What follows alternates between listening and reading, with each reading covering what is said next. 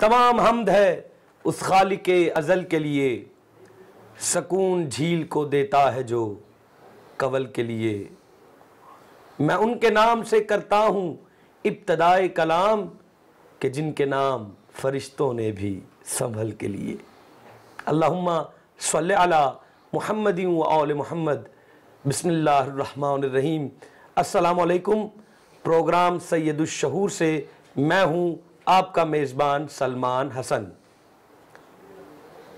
اور جیسا کہ آپ سب جانتے ہیں کہ ہم ہر دفعہ یہ کوشش کر رہے ہیں کہ ایک نئے اور اچھوتے موضوع کے ساتھ ہر دفعہ آپ کی خدمت میں حاضر ہوں، آپ سے ان موضوعات پر گفتگو کی جائے یا آپ کی سماعت کو ان موضوعات سے بہرہ مند کیا جائے کہ جو اس سے پہلے عام پروگرامز میں بات نہیں کی جا سکتی یا نہیں ہوئی۔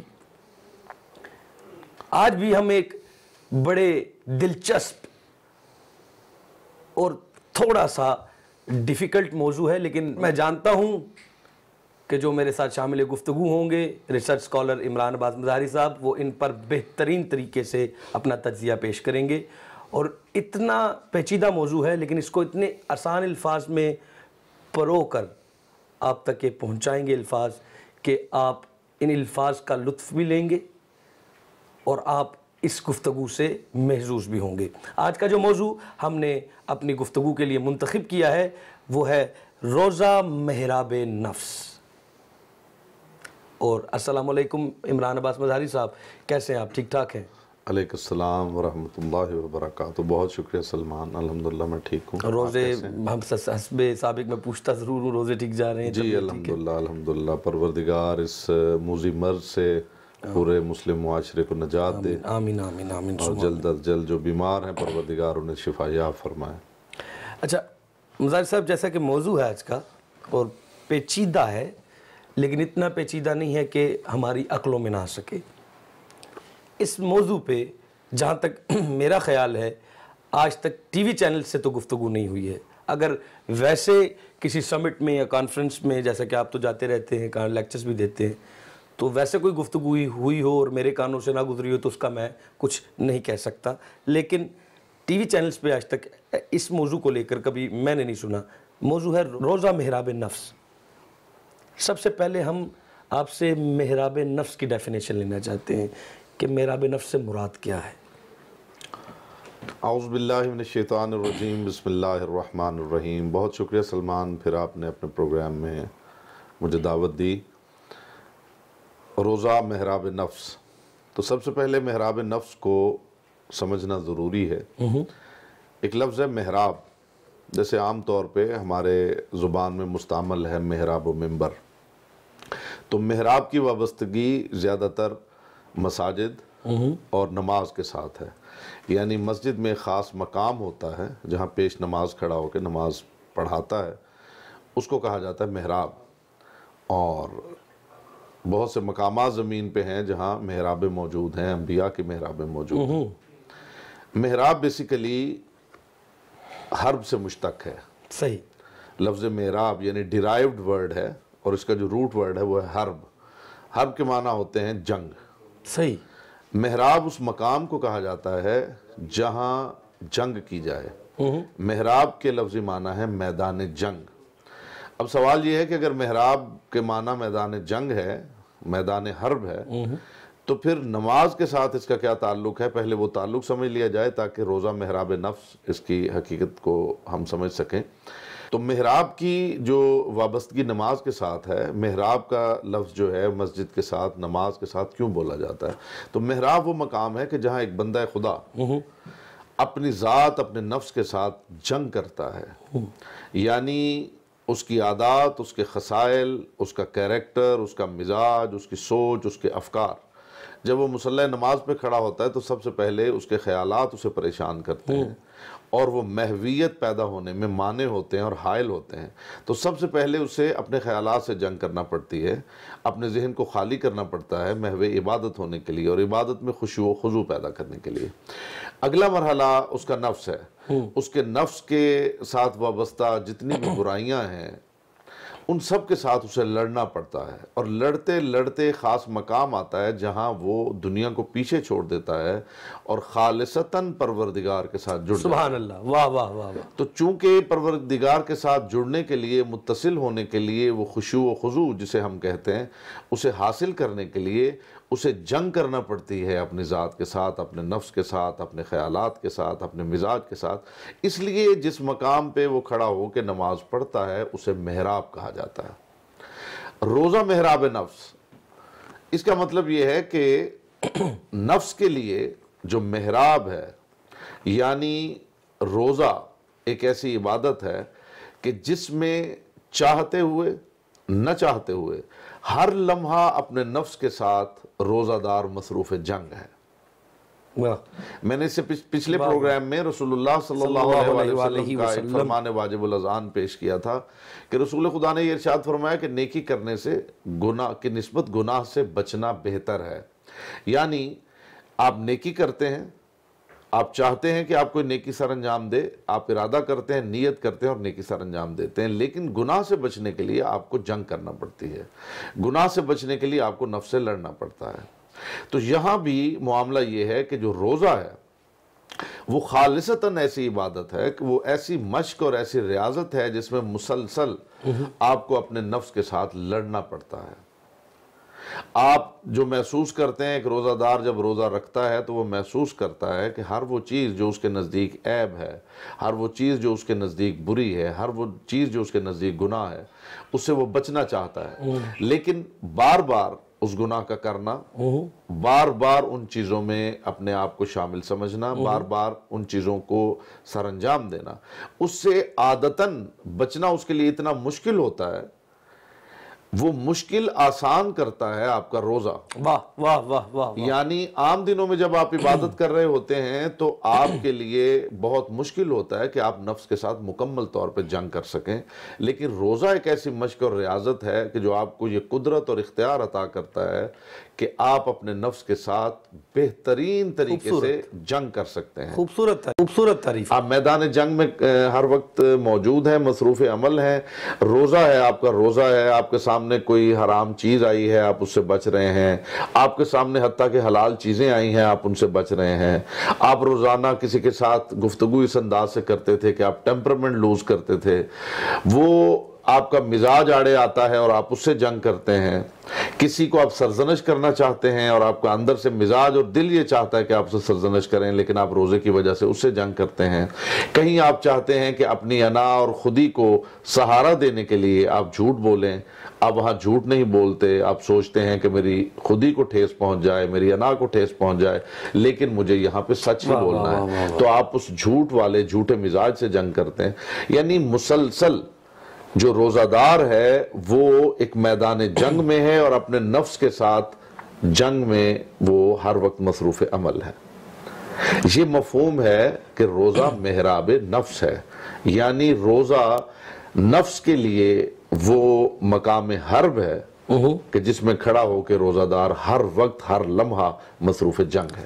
اچھا، جو محراب نفس ہے، جیسے آپ نے اس کی بہترین قسم کی تشریح کی ہے کہ بچہ بھی جو ہے نا، میرے نزدیک جو ہے ہمارے زیادہ تر جو نوجوان نسل ہے، ایون کہ میں یہ بھی کہہ سکتا ہوں اگر میں غلط نہ ہوں کہ جو میرا نقطہ نظر ہے کہ جو زیادہ تر جوانان ہیں اور جو تھوڑی ادھیڑ عمر میں بھی ہیں، ان کو بھی محراب کا زیادہ تر یہی پتا ہے کہ مسجد کی ایک جگہ ہے جہاں پر امام کھڑا ہوتا ہے۔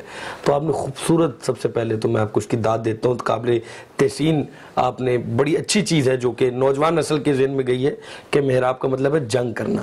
تو اس ٹائم بندہ اپنے جسم، اپنی ذات کے ساتھ، اپنے خیالات کے ساتھ، افکار کے ساتھ لڑ رہا ہوتا ہے اور محراب میں کھڑا ہوتا ہے۔ میرا سوال ہے کہ جو نفس ہے، نفس کی لڑائی کے ساتھ جب آپ نفس سے لڑ رہے ہوتے ہیں تو پھر تو آپ متقین کی جگہ پہ جا رہے ہیں، کیونکہ نفس سے لڑ کے ہی بندہ جو ہے متقی کی منزل تک پہنچ سکتا ہے۔ تو پھر ہم اس طرح ان چیزوں کو یہ بھی کہہ سکتے ہیں کہ جو محراب نفس ہے، جو روزہ محراب نفس، روزہ اور محراب نفس کی جو وابستگی ہے آپس میں، یعنی کہ روزہ آپ کو ایک طرف سے مدد کر رہا ہے آپ کی نفس سے جنگ میں، آپ کی نفس سے لڑائی میں، تو کیا ہم اس کو روزے کو ایک سٹیپ گن سکتے ہیں متقی کی طرف جاتے ہوئے، متقین کی طرف جاتے ہوئے؟ دیکھیے سلمان، یہاں میں ایک بات عرض کروں گا کہ پروردگار کو نیکی سے زیادہ جو چیز چاہیے وہ کیا ہے کہ رسول خدا صلی اللہ علیہ وسلم نے یہ ارشاد فرمایا کہ الدنیا مزرعۃ الآخرہ، دنیا آخرت کی کھیتی ہے. من ترک الدنیا للآخرہ ومن ترک الآخرۃ للدنیا فلیس منا. جس شخص نے دنیا ترک کی آخرت کے لیے اور جس شخص نے آخرت ترک کی دنیا کے لیے، وہ ہم میں سے نہیں ہے. لطف کی بات یہ ہے کہ یہاں صرف یہ نہیں کہا گیا کہ جس شخص نے آخرت کو ترک کیا دنیا کے لیے وہ ہم میں سے نہیں، یہاں یہ بھی کہا گیا کہ جس شخص نے دنیا کو ترک کیا آخرت کے لیے. اس کا مطلب ہے کہ مقصود پروردگار نیکی نہیں ہے. نیکی کرنے کے لیے جو رہبانیت ہے، جو شخص شہروں کو چھوڑ کے، گھر والوں کو چھوڑ کے جنگل میں جا چکا ہے اور جنگل میں کسی درخت کے نیچے نروان حاصل کرنا چاہتا ہے، اور وہ اپنے تے یہ سوچتا ہے کہ میں کسی سے جھوٹ نہیں بولتا، میں کتنا اچھا ہوں، میں کسی سے جھوٹ نہیں بولتا، میں چوری نہیں کرتا، میں کسی کا دل نہیں دکھاتا. تو سوال صرف اتنا ہے کہ وہ چوری نہیں کرتا تو وہ چوری کرے گا کیسے؟ وہاں چوری کے وسائل ہی مہیا نہیں ہے. وہ جھوٹ بولے گا کیسے؟ کوئی شخص ہوگا تو اس کے ساتھ جھوٹ بولے گا، کوئی شخص ہوگا تو اس کے ساتھ زیادتی کرے گا. تو شریعت یہ نہیں چاہتی ہے کہ آپ ان تمام مقامات کو ترک کر کے ایسے مقام پہ چلے جائیں، ایسے پاک صاف اور پاکیزہ مقام پہ چلے جائیں جہاں امکان گناہ ختم ہو جائے. شریعت یہ چاہتی ہے کہ آپ اس میدان میں برسر پیکار رہیں جہاں لمحہ لمحہ امکان گناہ موجود رہے، تلوار ایمان نکال کے، اور تلوار ایمان نکال کے آپ مصروف جنگ رہیں.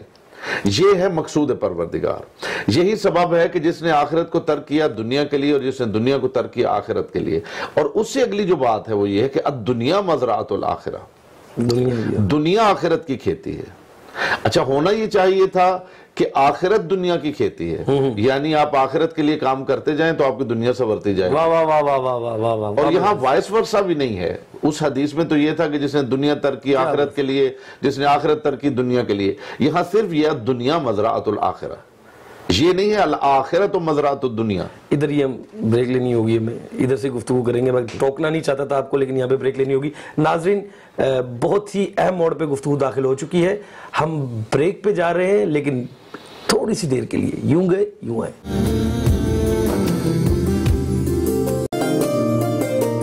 ویلکم بیک ناظرین، شکریہ ہمارے ساتھ بنا رہنے کا. مزاری صاحب ابھی گفتگو کر رہے تھے کہ دنیا آخرت کی کھیتی ہے، وہیں سے جو ہے ہم گفتگو کو لے کر جائیں گے. جی مزاری صاحب کیا فرما رہے تھے آپ؟ جی میں عرض کر رہا تھا سلمان کہ خدا نے یہ نہیں کہا کہ آخرت دنیا کی کھیتی ہے، بلکہ یہ کہا ہے کہ دنیا آخرت کی کھیتی ہے. تو ہونا تو یہ چاہیے تھا کہ پروردگار یہ وعدہ کرتا کہ تم آخرت کے لیے کام کرو، میں تمہاری دنیا سنوار دوں گا. وہ یہ چاہتا ہے کہ نہیں، دنیا آخرت کی کھیتی ہے، اپنی دنیا تم سنوارو، میں تمہاری آخرت سنوار دوں گا. تو یہ بڑی بظاہر بڑی عجیب بات ہے. اس کا مطلب یہ ہے نتیجتاً، اور یہاں وائس ورسا بھی بات نہیں ہے کہ دنیا آخرت کی کھیتی اور آخرت دنیا کی کھیتی ہے. نہیں، دنیا ہی آخرت کی کھیتی ہے. اس کا لازمی نتیجہ یہ ہے کہ پروردگار آپ سے صرف نیکی نہیں چاہتا، وہ یہ چاہتا ہے کہ آپ دنیا میں رہتے ہوئے برسر پیکار ہونے کے باوجود یہاں پہ کامیاب ہوں. تو یہ سمجھے یہی آخرت ہے. یعنی آخرت کے لیے آپ کو الگ سے کچھ کرنے کی ضرورت نہیں ہے کہ آپ دنیا سے نکل کے آخرت کے لیے کچھ کام سر انجام دیں. اس کا مطلب یہ ہوا کہ عبادات کی جتنی اقسام ہیں ان کا تعلق ہی عباد کے ساتھ ہے. جب یہ طے ہے کہ دنیا آخرت کی کھیتی ہے تو اس کا مطلب ہے آخرت میں مجھے جو ملنے والا ہے اس کا واحد راستہ ہی دنیا ہے. تو آخرت کا تعلق تو تمام عبادات سے ہے. میں نماز پڑھوں، میں روزہ رکھوں، میں حج کروں، میں زکوٰۃ دوں، میں جہاد کروں، اس سب کا تعلق آخرت سے ہے. لیکن یہ تمام تر معاملات دنیا سے ہو کے آپ گزریں گے تو پھر نتیجتاً آپ کو حاصل ہوں گے. اس کا مطلب یہ ہوا کہ ہر عبادت کا تعلق آپ کی دنیا سے ہے، ہر عبادت کا تعلق عباد خدا سے ہے. لوگ یہ سمجھ رہے ہیں کہ اللہ نے جتنی عبادتیں ہم پہ واجب کی ہیں ان سب کا تعلق صرف اللہ سے ہے، اور مجھے آج تک کوئی ایسی عبادت نہیں ملی جو خالصتاً جس کا تعلق صرف اللہ کے ساتھ ہو. اس میں اپنا مفاد ہوتا ہے. اس میں اب یہ دیکھ لیجئے کہ ایک نماز ہے. ہم سوچتے ہیں کہ نماز سے بندوں کا کیا لینا دینا ہے. نماز تو خالصتاً اللہ کے لیے. روزے میں تو مقصود پروردگار ہے کہ انسان جو کھا پی کے سوتا ہے، جو ہر وقت سیر ہوتا ہے، جو شکم پوری کا عادی ہے، اسے غریب کی غربت کا پتہ چلے، بھوک پیاس کا احساس ہو. حج میں کیا ہوتا ہے؟ حج میں آپ قربانی دیتے ہیں، غریب لوگ جو ہیں اس گوشت کو کھاتے ہیں، بہت ساری تجارت ہوتی ہے جس کا فائدہ لوگوں کو پہنچتا ہے، جہاد ہے، لوگوں کا اس میں تحفظ ہے، اور جو امر بالمعروف ہے، نہی عن المنکر ہے، لوگوں کو روکنا، یعنی لوگوں کی اصلاح۔ لیکن جب ہم خالصتاً نماز کی بات کرتے ہیں تو ذہن میں یہ آتا ہے کہ اس کا انسانوں سے کیا لینا دینا ہے، اس کا صرف خدا ہی سے تعلق ہے۔ لیکن اگر آپ تھوڑا اس بحر صلاۃ میں گہرا غوطہ لگائیں اور اس کی سطح پہ موجود جو ہیں معرفت کے موتی چنیں تو آپ کو حیرت ہوگی کہ نماز کا بھی تعلق خدا سے پہلے عباد سے ہے، اور ان عباد میں پہلا عبد ہی میں ہوں، یعنی نماز خدا نے رکھی ہی میری اصلاح کے لیے ہے، وہ میری اصلاح کا نسخہ ہے جسے وہ اپنی عبادت قرار دے رہا ہے۔ اصل میں نسخہ میرے لیے ہو، اصل میں وہ نسخہ وہ میرے لیے ہی ہے، جسے وہ پروردگار، کیونکہ پروردگار کو کسی کی نمازوں کی ضرورت نہیں ہے، اس کے پاس لاتعداد فرشتے ہیں جو ہر وقت مصروف عمل ہیں، مصروف عبادت ہیں۔ تو جو بات اصل میں کرنا چاہتا تھا وہ یہ ہے کہ چونکہ ہم جس موضوع پہ بات کر رہے ہیں روزہ محراب نفس، مقصود پروردگار یہ ہے کہ وہ آخرت کے لیے دنیا سے ہٹ کے کچھ نہیں چاہتا، وہ یہ چاہتا ہے کہ آخرت کے لیے آپ جو کریں اس کا تعلق دنیا سے ہونا چاہیے۔ صحیح۔ جس وقت آپ دنیا سے کٹ جائیں گے پروردگار آپ کو آخرت سے کاٹ دے گا۔ اور اس کی سادہ سی جو مثال ہے اور اس کا سادہ سا جو فلسفہ ہے وہ یہ ہے کہ اگر پروردگار کی نگاہ میں مقصود صرف آخرت ہوتی تو وہ ہمیں کبھی دنیا میں نہ بھیجتا۔ اس کا دنیا میں بھیجنا ہی اس بات کی دلیل ہے کہ وہ دنیا کے راستے سے اس منزل کی طرف لے جانا چاہتا ہے جس کا نام آخرت ہے۔ اچھا، یہ تو ہو گیا نا ہمارا محراب نفس ہے، روزہ محراب نفس ہے ہمارے لیے۔ کیا روزہ انبیاء کرام کا بھی محراب نفس ہے؟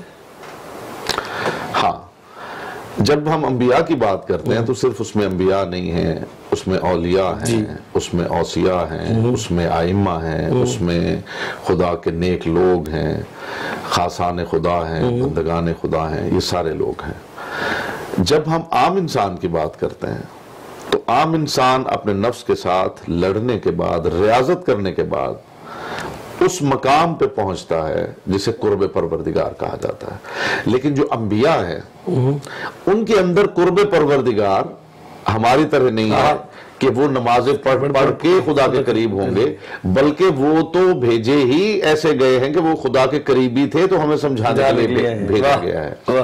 ان کا جو روزہ ہے وہ محراب نفس وہ بھی ہے، لیکن وہ اس کا زاویہ مختلف ہے۔ وہ محراب نفس ہے ہمارے لیے، یعنی روزہ نبی رکھے گا، روزہ اللہ کا ولی رکھے گا، روزہ اللہ کا خاص عبد رکھے گا، لیکن اس روزے کی حالت میں وہ جس چیز کو ترک کرے گا وہ میرے لیے لاہ عمل طے کرے گا اور میرے لیے مشعل راہ بنائے گا کہ میں جب روزہ رکھ رہا ہوں تو میں کون کون سی چیز ترک کر رہا ہوں۔ اس کا مطلب یہ ہے کہ مجھے اس کو فالو کرنا ہے۔ جب میں روزہ رکھوں گا تو مجھے ان چیزوں کے ساتھ لڑنا ہے اور ان چیزوں سے دور رہنا ہے۔ اچھا، ایک اور ہے کہ سوال ہے شاید موضوع سے تھوڑا ہٹ کے ہو اگر آپ کو لگے، لیکن جواب مجھے چاہیے اس کا کیونکہ تھوڑا ڈیٹیلڈ ایک ذہن میں کوشچن ہے۔ چلو ایک ڈیٹیلڈ اس پہ روشنی آپ ڈال بھی سکتے ہیں، اللہ نے آپ کو عطا کیا، آپ ہمیں بھی عطا کیجیے۔ اچھا، روزہ جو ہے میڈیکلی تو یہ پروون ہے کہ روزہ جسم کے اندر جو آپ کے ایسڈز ہیں اور جو گیسز ہیں اور دوسری چیزیں جو ہیں، گندگی ہے، میں اس کو غلازیات میں کہہ دیتا ہوں، جتنی چیزیں ان کی صفائی کر دیتا ہے، میڈیکلی پروون ہے۔ فاسٹنگ کی بھی بات کر رہے ہیں، جس طرح یہ میں لاجک مانگ رہا ہوں اس میں بیسیکلی، جیسے یہ میڈیکل پروون ہے کہ یہ جسم کی صفائی کر رہا ہے، لاجکلی یہ کیسے پروف کریں گے ہم کہ نفس کی بھی صفائی اس طریقے سے کر رہا ہے؟ دیکھیے، ہاتھ کنگن کو آرسی کیا ہے؟ جو کنگن آپ نے ہاتھ میں پہنا ہوا ہے اسے آپ آئینے میں تھوڑا دیکھیں گے، وہ تو آپ کو ویسے نظر آ رہا ہے۔ کیا کہنے؟ تو رمضان میں آپ لوگوں سے ملیے، لوگوں سے گفتگو کیجئے، روزہ داروں کے ساتھ بات کیجئے، آپ کو خود پتہ چل جائے گا کہ ان کے اندر کون سی تبدیلی آ چکی ہے، وہ نفس کی کون سی برائیاں تھیں، وہ نفس کے کون سے نقائص تھے جو پہلے ان میں موجود تھے اور اب روزہ دار ہونے کی حیثیت سے ان میں موجود نہیں ہیں۔ تو جب ایک چیز آپ کی آنکھوں کے سامنے آ جائے اور آپ اسے ویژولائز کر لیں تو اس کے لیے کسی دلیل کی ضرورت نہیں ہوتی۔ لیکن فلسافیکلی جو اس کا جواب ہے وہ میں عرض کرتا ہوں کہ روزہ پروردگار نے رکھا ہی اس لیے ہے، جو रसूलुल्लाह सल्लल्लाहु अलैहि वसल्लम ने इरशाद फरमाया था तसूमु तसिफु, रोजा रखो और सेहत पाओ, उसका मतलब यही था कि फरबा होना, वेट गेन कर लेना, ये सेहत नहीं है। ऐन मुमकिन है कि आपका वजन कम हो रहा हो और आपकी सेहत बेहतर हो रही हो।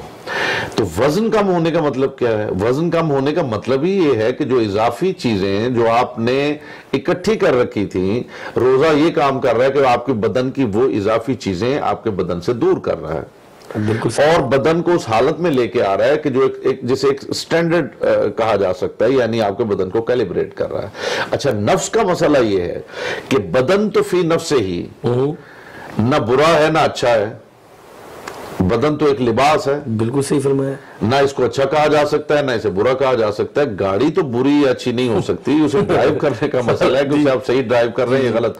तो बॉडी तो आपकी एक सवारी की तरह है जिसमें आप सवार हैं, तो आप इसे अच्छा चला रहे हैं या गलत चला रहे हैं वो मसला आपका है, बॉडी का नहीं है। तो बॉडी तो वैसे ही मासूम है बेचारी।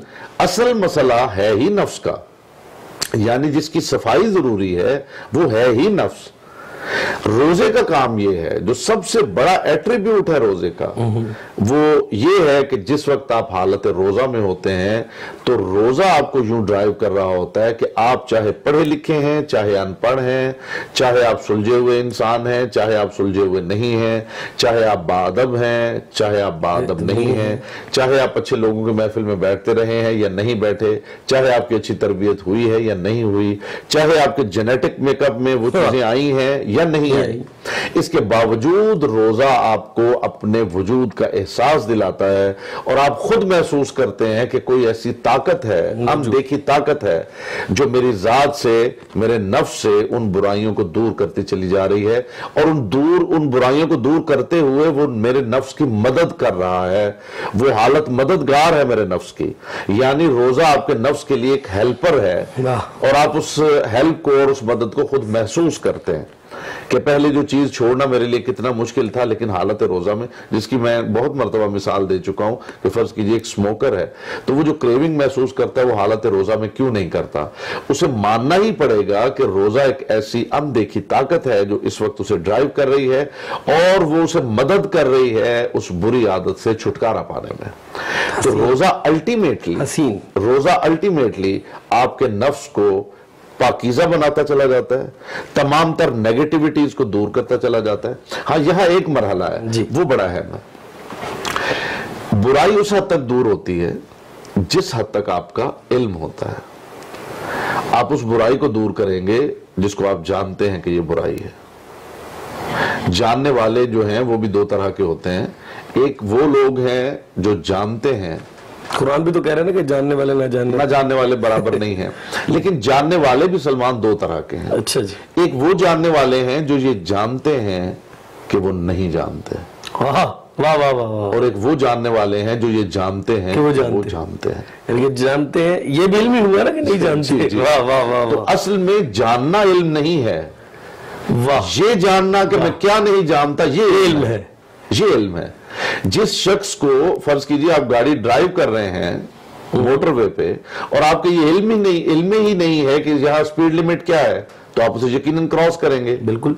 और जब आपको रोका जाएगा तो आपका जवाब ये होगा, चाहे वो लेम एक्सक्यूज है जो भी है, कि जी मेरे इल्म में नहीं है। इसका मतलब है कि बुराई उस वक्त भी आपसे सरजद होती है जब बुराई आपके इल्म में नहीं होती। बिल्कुल सही फरमाया। तो बुराई की मारिफत, ऐब की मारिफत, नक्स की मारिफत, गुनाह की मारिफत, जिस शख्स को जितनी ज्यादा है वो अपने नफ्स को उतना ही पाकीज़ा करने पे कादिर है।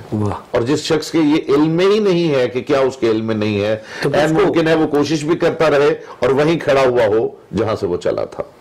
ये बिल्कुल ऐसे ही है कि अगर डायरेक्शन आपकी ठीक नहीं है तो ऐन मुमकिन है कि आप जंगल में जिस बरगद के दरख्त के नीचे से आपने इब्तिदा की थी अपने सफर की, आप मीलों चलने के बाद रुकें और फिर उसी बरगद के दरख्त के नीचे आकर रुक जाएं। हाँ, वो थोड़ा बढ़ चुका होगा, आप वहीं खड़े हैं क्योंकि आपकी डायरेक्शन ठीक नहीं है। और जिसकी डायरेक्शन ठीक है उसके चंद कदम भी उस शख्स से बहुत ज्यादा है कि जिसे अपनी डायरेक्शन का इल्म नहीं है। जी बिल्कुल। नाज़रीन, आपको डायरेक्शन का इल्म है तो बेशक आप सही राह पे जाएंगे, क्योंकि आपको डायरेक्शंस का इल्म है। اور آج کل تو یہ ایک رواج نکل پڑا ہے کہ ڈائریکشنز کا علم ہو بھی تو بندہ شارٹ کٹس کے ذریعے جاتا ہے کہ میں ادھر سے نکل جاؤں گا، میں ادھر سے نکل جاؤں گا، میں ادھر سے نکل جاؤں گا. شارٹ کٹس کسی چیز کا حل نہیں ہے. ہاں ہمیشہ سیدھی راہ ہی ہر چیز کا حل ہے، اور روزے کا صحیح ڈائریکشن یہی ہے کہ آپ اپنے نفس سے جنگ کریں اور جنگ جیت جائیں. ادھر لینی ہوگی ہمیں چھوٹی سی بریک کے فوراً بعد ہم واپس آئیں گے، اور 2 اہم سوال ہیں جو میں نے مظاہری صاحب کے لیے رکھے ہیں وہ ان سے کریں گے. آپ کہیں جائیے گا مت، ہم بس یوں گئے اور یوں آئے. ویلکم بیک ناظرین، پروگرام سعید الشعور میں آپ کو ایک بار پھر خوش آمدید کہتا ہوں. اور آج جتنا مشکل موضوع میں سمجھ رہا تھا اتنا ہی آسان کر دیا ہے مظاہری صاحب نے، اور ان سے یہی امید رکھتے ہیں. اللہ پاک ان کے، آپ سب دعا کیجئے، اللہ پاک ان کے علم کے خزانے میں وسعت عطا فرمائے، اور مالک کائنات ان کے جو بھی ان کو علم آ رہا ہے اور ان کو ایسا ہی رکھے کہ یہ علم بانٹتے ہی رہیں. مالک کائنات آپ کو علم کے میدان میں بھی سخی رکھے، دولت کے میدان میں بھی سخی رکھے، یہی دعا ہے آپ کے لیے. مالک سب کو عطا فرمائے. یہ ایک سوال ہے کیونکہ اب ہم ہیں جدید دور کے بچے، اور جدید دور ہے، ان کو سمجھانا پڑے گا نا تو ہمیں کوئی مثال دینی پڑتی ہے کہ لیٹس سپوز اگر دیکھے بغیر نہیں سمجھتے آج کل کے نوجوان بھی بچے بھی، یہ تو سیدھی سی بات ہے نا. اب سوال یہ ہے کہ دور حاضر میں روزہ محراب نفس یہ کیسے ممکن ہے؟ دور حاضر میں روزہ محراب نفس کیسے ممکن ہے؟ اگر کیسے ممکن، اس کو میں اور آسان کر دوں کہ اس کو کیسے ممکن کیا جا سکتا ہے؟ دیکھیے سلمان، اس میں پہلی بات یہ ہے کہ کوئی دور بھی جدید نہیں ہوتا اور کوئی دور قدیم نہیں ہوتا. جدت اور قدامت یہ ریلیٹیو ٹرمز ہیں. یعنی آج آپ جس دور میں ہیں، اگر 100 سال پیچھے چلے جائیں گے تو آپ اس دور کو جدید کہیں گے، لیکن 100 سال آگے چلے جائیں گے تو اسے قدیم کہیں گے. تو دور یہی ہے. تو اس کا مطلب ہے کہ آپ اسے آج جدید سمجھ رہے ہیں، کل اسی کو آپ قدیم سمجھیں گے. تو کوئی دور بھی جدید اور قدیم نہیں ہوتا. اور دین پروردگار کی یہ جامعیت ہے، اتنا کمپریہنسو یہ دین ہے کہ اگر دین کے لیے دور قدیم اور جدید ہونے لگتا تو پھر دین کو ضرورت پڑتی کہ ہر دور، بدلتے ہوئے دور کے لیے دین کی نئی شکیں سامنے لائی جاتی. دین وہی ہے. دین بظاہر لگتا ہے کہ سٹیٹک ہے، سٹیٹک نہیں ہے. دین اتنی وسعت رکھتا ہے اور دین اتنا کمپریہنسو ہے کہ ادوار بدلتے چلے جائیں گے اور دین ان کے ساتھ ہر دور میں چلنے کی صلاحیت رکھتا ہے. پہلے تو یہ بات سمجھنا ضروری ہے. آج اگر آپ کے پاس واٹس ایپ کی سہولت ہے، آج اگر آپ کے پاس ای میل کی سہولت ہے، تو آج آپ کو محسوس ہو سکتا ہے کہ 200 سال پہلے لوگ کیسے کمیونیکیٹ کرتے ہوں گے، کتنی مشکل پیش آتی ہوگی. ایک جگہ سے ایک پیغام لے کے گھڑ سوار دوڑتا تھا، 10 میل تک گھوڑا دوڑتا تھا، پھر وہ پیغام اگلے گھڑ سوار کو دیتا تھا، پھر 10 میل گھوڑا دوڑتا تھا. تو کتنی مشکل پیش آتی ہوگی. لیکن اگر آپ یقین کریں کہ اگر آپ کو یہ موقع مل جائے کہ آپ ماضی میں چلے جائیں تو وہاں جا کے آپ کو محسوس ہوگا کہ آپ کو اس وقت کوئی دقت نہیں تھی. اس وقت اتنی ہی آسانی تھی جتنی اس وقت ہے.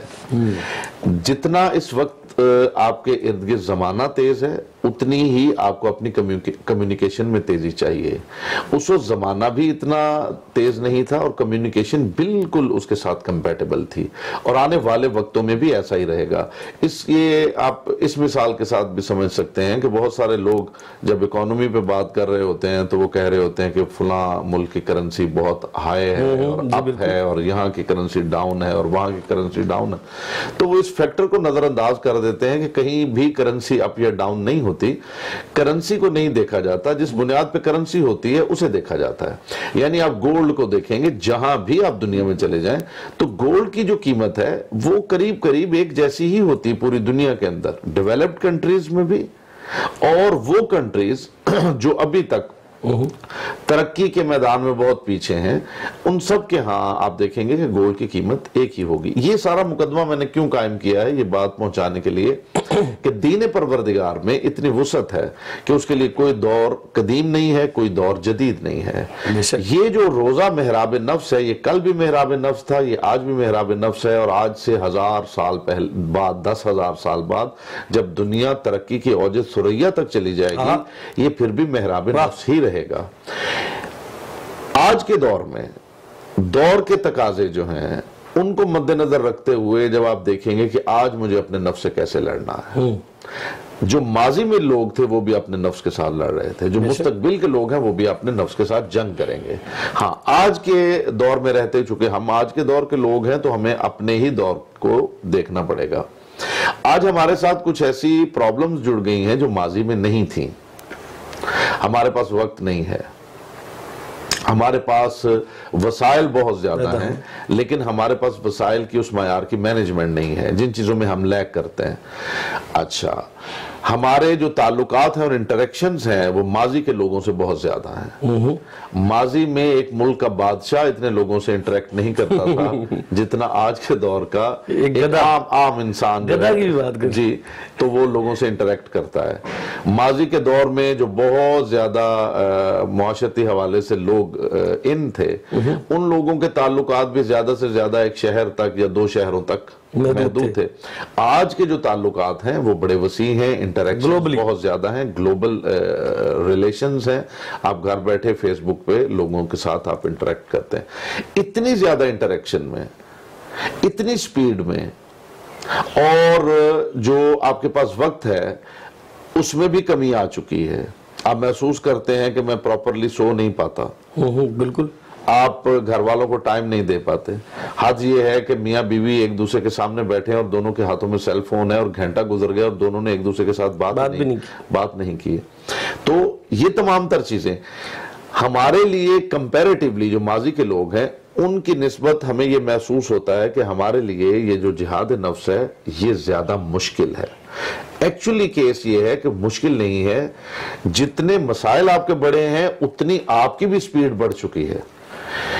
پہلے لوگ اس طرح اسے مینج نہیں کر پاتے تھے، آپ کے لیے مینجمنٹ آسان ہے۔ تو آج کے دور میں جہاد جو روزہ ہے وہ یقیناً آج بھی محراب نفس ہے۔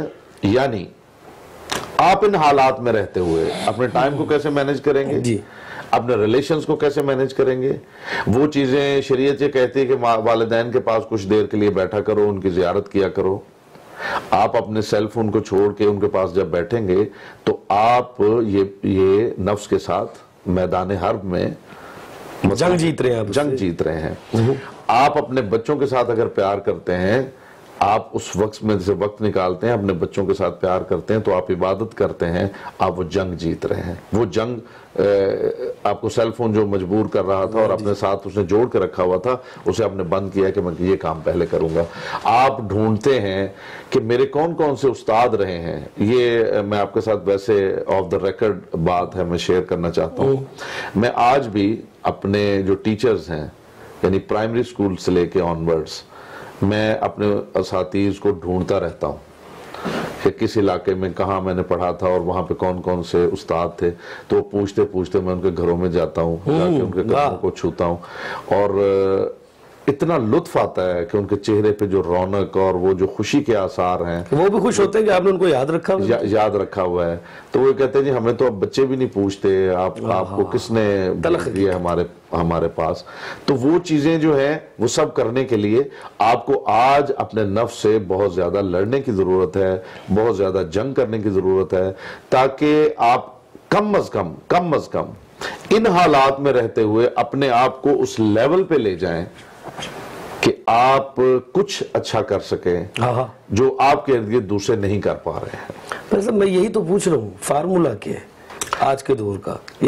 جتنی آپ دیکھ رہے ہیں آرٹیفیشلی بیسیکلی لوگوں نے مشکلات اپنی بڑھائی ہوئی ہیں، یہ تو ہم نے آپ کی باتوں سے بھی ثابت ہو رہا ہے کہ جتنے بھی مسائل ہیں وہ آرٹیفیشلی بڑھائے ہوئے ہیں۔ اب اس دور میں اب ایک بچہ ہے، جیسے میں اس کی مثال دے رہا ہوں، وہ موبائل فون یوز کر رہا ہے، یا ایک ہسبینڈ ہے وہ موبائل فون یوز کر رہا ہے، اس کی مسز بھی موبائل فون یوز کر رہی ہے۔ اس حالات میں اس کو کیا فارمولا ہے کہ اس کو اب جہاد تو اس دفعہ اب جہاد کرنا زیادہ مشکل ہے کیونکہ آرٹیفیشلی ہم نے مصیبتیں اور مسائل جو ہیں وہ اپنے اوپر زیادہ پیدا کر لیے ہیں۔ کوئی فارمولا بتا دیں آسان سا۔ بڑا سادہ سا فارمولا ہے سلمان، میں نے پہلے عرض کیا تھا کہ پروردگار آپ کیا سمجھتے ہیں کہ ایک سیدھا کھڑا ہوا انسان جسے وہ چاہتا ہے کہ وہ جھک جائے، تو اس جھکنے میں کون کون سی چیز مضمر ہے؟ اس میں آپ کا ٹوٹ جانا مضمر ہے، اور اس میں ایک بڑا خوبصورت پہلو مضمر ہے کہ آپ پہلے سامنے دیکھتے تھے، कभी तो झुक के नीचे भी देखिए। जिस दिन इंसान अपने इर्द गिर्द अपने से नीचे लोगों को देखना शुरू कर देगा तो उसके लिए ये इतना आसान हो जाएगा जिसकी कोई हद नहीं है। मुआशरे की जंजीरों में जकड़ा हुआ इंसान जब तक अपनी जात से नीचे अफराद को नहीं देखता वो समझ ही नहीं सकता कि वो कौन से ऐब हैं और कौन से नकायस हैं जो उसकी जात के साथ जुड़ चुके हैं, जिनसे छुटकारा पाना उसका जरूरी है। जिस वक्त आप नीचे देखेंगे, आप उसको देखिए जो बेरोजगार है, आप उसको देखिए जो मरीज है उसका कोई पुरसाने हाल नहीं है, आप उसको देखिए जो जख्मी है और उसे सड़क पर कोई पूछ नहीं रहा है। जब आप अपने से नीचे देखेंगे, जब आप गाड़ी में गुजर रहे हैं किसी मोटरसाइकिल वाले को देखिए, आप गाड़ी में गुजरते हुए किसी साइकिल वाले को देखिए, आप गाड़ी में गुजरते हुए उस शख्स को देखिए कि जो सड़क पे खड़ा है और वो लोगों को इशारा कर रहा है और कोई उसे बिठाने के लिए तैयार नहीं है। जिस दिन आपने अपनी जात से नीचे देखना शुरू कर दिया, आप यकीन करें आपके लिए इतना आसान हो जाएगा कि एक वक्त आएगा कि आपका जी चाहेगा कि मैं गाड़ी से उतर के उन लोगों की मदद करूं, मैं उन लोगों को साथ बिठा लूं, किसी को कहीं पहुंचाना है तो पहुंचा दूं। तो वाहिद सोल्यूशन है वो ये है कि किसी तरह अपनी निगाह को झुका के देखें जो आपकी जात से नीचे हैं, जिस हवाले से भी नीचे हैं। अगर आपकी निगाह उन तक पहुंच गई तो आपके अंदर एक ऐसी तब्दीली आएगी। मुझे एक बात याद आ रही है, एक शख्स ने दौरान प्रोग्राम ही ये बात की थी। उसने कहा कि मैंने अपनी वालिदा से कहा कि मुझे बहुत गुस्सा आता है और मैं लोगों से लड़ना चाहता हूं। तो मेरी वालिदा ने कहा कि अच्छा बेटा, अगर तुम्हें गुस्सा आता है तो जो तुमसे ताकतवर हो उससे जाके लड़ना, फिर देखना कि तुम्हारा गुस्सा कैसे रफू चक्कर होता है। यानी मतलब ये है कि अगर तुम वाकई इतने गुस्से वाले हो तो फिर जो तुमसे ताकतवर है उससे लड़ते क्यों नहीं हो। इसका मतलब तुम भी जानते हो कि लड़ा उसी से जा सकता है जो ताकत में मुझसे कम है। बेशक मैं ये समझता हूं कि जो ताकतवर है वो अगर कमजोर की तरफ निगाह करे, जो साहिब दौलत है वो अगर गरीब की तरफ निगाह करे, जो साहिब इल्म है वो ला इल्म की तरफ निगाह करे, तो एक आने वाहिद में उसके अंदर एक ऐसी तब्दीली आएगी कि वो महसूस करेगा कि नफ्स के साथ लड़ना उसके लिए इतना आसान हो गया है जिसकी कोई हद ही नहीं है। नफ्स के साथ लड़ना इतना आसान हो गया जिसकी कोई हद ही नहीं है। और रोजे आए ही इसलिए तो भेजे भी उसने है कि जिसकी अपनी कोई हद नहीं है। वो नवाजने पे आए तो बेहद नवाजता है, वो लेने पे आए तो फौरन ले लेता है। डरे उस वक्त से और तमन्ना करें उस वक्त की कि वो नवाजे, और डरे उस वक्त से जब वो छीन ले।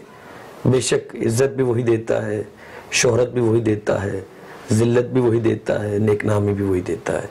आइए मिलकर दुआ कीजिए अल्लाह पाक हमें अपने नफ्स से जंग जीतने पर हमेशा फतह और कामयाबी कामरानी अता फरमाए। मालिक कायनात इस मूजी मर्ज कोरोना का इस दारे दुनिया से हमेशा के लिए खातिमा कर दे। मालिक कायनात हमें रूह के साथ रोज़ा रखने पर जो है रूह के साथ रोज़ा रखने की हिदायत अता फरमाए।